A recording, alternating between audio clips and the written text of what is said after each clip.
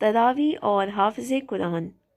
تراوی میں حافظ قرآن جن باتوں سے یک وقت نمٹ رہا ہوتا ہے، نمبر 1 ان میں سے ایک مسئلے کا پریشر ہے، نمبر 2 20 رکعتوں کا خیال رکھنا، نمبر 3 اپنے یومیہ سبق کے کوٹے کو 20 رکعتوں پر تقسیم کر کے پورا کرنا کہ کہیں ایسا نہ ہو کہ سبق پورا ہو جائے اور رکعتیں رہ جائیں، یا رکعتیں پوری ہو جائیں اور سبق رہ جائے۔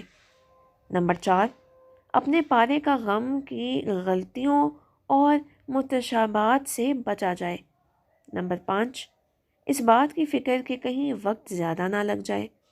نمبر 6 اپنے گلے کا فکر کہ کہیں بیٹھ ہی نہ جائے۔ نمبر 7 دن کو سنانے کی تیاری کرنا۔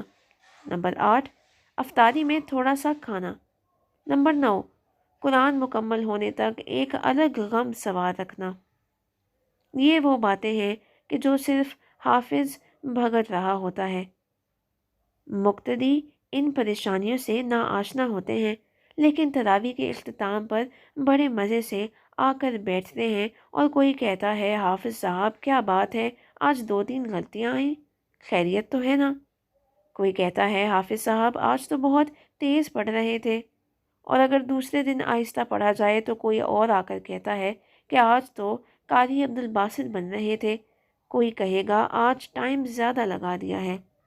خدا را ایسی باتوں سے اجتناب کریں اور حافظ کو کم از کم ایک انسان سمجھے، وہ بھی کسی کا بیٹا، بھائی اور شوہر ہے۔